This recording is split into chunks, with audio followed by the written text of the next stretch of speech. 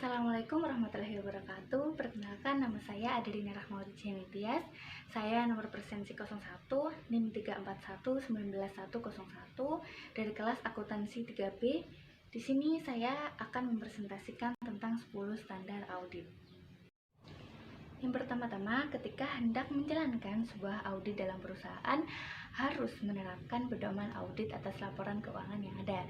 Standar audit tersebut terdiri dari 10 standar yang mana dirinci dan membentuk sebuah pernyataan standar auditing atau PSA. Adapun beberapa standar tersebut diantaranya: yang pertama ada competence atau sesuatu hal yang mengharuskan keahlian dalam melakukan sebuah audit. Tentu harus dilakukan oleh seseorang dengan keahlian dan juga pelatihan teknis yang cukup. Seseorang auditor diharuskan untuk bertindak sebagai seseorang yang benar-benar mahir dalam bidang akuntansi. Nah, keahlian tersebut bisa dengan menempuh pendidikan formal maupun dengan pengalaman dalam mengikuti pelatihan.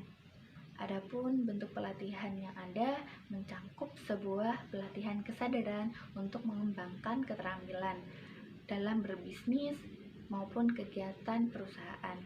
Nah, seseorang auditor diharuskan untuk mempelajari, memahami, dan juga menerapkan ketentuan baru yang ada pada prinsip akuntansi dan juga standar auditing. Nah, kemudian yang kedua ada independence atau tidak terpengaruh. Bagi seseorang auditor sangat penting untuk bersikap independen. Independen dalam hal ini yaitu tidak mudah terpengaruh oleh pihak manapun. Adanya sikap intelektual dan jujur perlu dijunjung tinggi oleh seorang auditor. Sebab profesi akuntan publik biasanya telah mengetahui kode etik akuntan Indonesia agar bisa mendapat sebuah kepercayaan. Semakin seorang auditor memiliki sikap baik, tentu hal tersebut berimbas pada kualitas yang ada. Nah, kemudian yang ketiga ada the professional care atau tingkat keprofesionalan. Maksud dari standar yang satu ini yaitu adanya sebuah sikap cermat dan seksama. Seseorang auditor harus memiliki keterampilan dan mampu mengembangkan keterampilan tersebut. Nah, keterampilan dalam hal ini cermat dan seksama tersebut untuk bisa mencerminkan seseorang auditor yang profesional. Keprofesionalan akan menunjang keyakinan dalam melakukan evaluasi dalam laporan keuangan. Nah, kemudian yang keempat ada adequate planning dan proper supervision pada bagian standar audit. Pada standar audit ini termasuk dalam standar pekerjaan lapangan. Standar audit dalam kategori ini berisi mengenai sikap dan juga pengetahuan seseorang akuntan publik.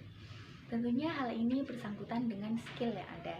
Nah, kemudian pemahaman yang memadai atas struktur pengendalian intern standar pekerjaan lapangan yang sejauh ini berhubungan langkah atau strategi dalam melakukan pekerjaan. Ilmu yang ada akan membedakan hasil dari audit yang dilakukan. Nah, seseorang auditor tentu harus memiliki pemahaman yang mendalam tentang pengendalian intern, baik itu prosedur maupun desain tentang laporan keuangan. Nah, seperti halnya arus kas yang mampu menjadi sarana perencanaan perusahaan dalam pengendalian aktivitasnya. Kemudian yang keenam ada bukti audit yang kompeten. Sebagai hasil untuk melakukan evaluasi harus ada sebuah bukti. Nah, bukti ini dari analisis laporan keuangan tentu akan menghasilkan sesuatu pendapat. Pekerjaan oleh auditor untuk memberikan pendapat terhadap laporan keuangan tentunya berdasarkan evaluasi bukti audit. Bukti tersebut bersifat variatif dan tentu harus benar-benar objektif, relevan, dan tepat waktu. Nah, kemudian yang ketujuh ada financial statement presented in accordance atau sesuai dengan prinsip akuntansi. Pada poin ini sudah memasuki tahap pelaporan. Pelaporan ini menjadi hasil akhir dari rangkaian standar audit. Maksud dari standar ini yaitu laporan audit harus menyatakan telah disusun sesuai dengan prinsip akuntansi yang berlaku umum. Hal tersebut mencakup konvensi, aturan, dan prosedur yang dibutuhkan untuk membatasi praktik dalam akuntansi yang berlaku.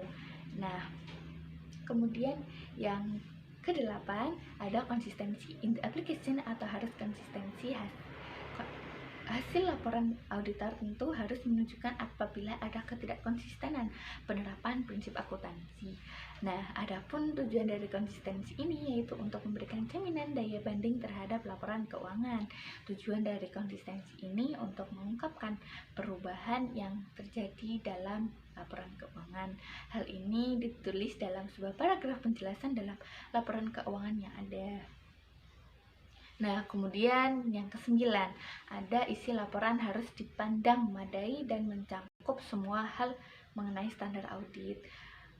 Standar audit ini merupakan bentuk laporan keuangan yang harus sesuai dengan prinsip akuntansi yang memadai, baik itu dari segi susunan, bentuk, isi laporan, serta catatan atas laporan keuangan. Seseorang auditor harus memastikan tentang beberapa hal yang diungkapkan dan berhubungan dengan fakta-fakta saat dilaksanakan audit. Nah, kemudian hal tersebut bisa menjadi bahan pertimbangan dengan pernyataan klien dan mampu merahasiakan informasi yang masuk. Nah, kemudian yang terakhir yaitu yang ke-10, expression of opinion atau pendapat yang sesuai laporan audit ini harus memuat secara keseluruhan dalam standar yang telah ditentukan. Hal ini untuk menghindari kesalahan penafsiran seseorang. Bahkan standar pelaporan ini harus dikaitkan dengan laporan keuangan yang ada. Nah, keterkaitan tersebut bisa dilakukan ketika akuntan memberikan izin untuk memberikan dokumen atau laporan komunikasi tertulis. Ketika seseorang akuntan menyerahkan hasil laporan yang disusun kepada pihak lain, maka akuntan tersebut dianggap terkait. Sekian presentasi dan penjelasan dari saya. Sekiranya ada salah, mohon maaf. Terima kasih. Wassalamualaikum warahmatullahi wabarakatuh.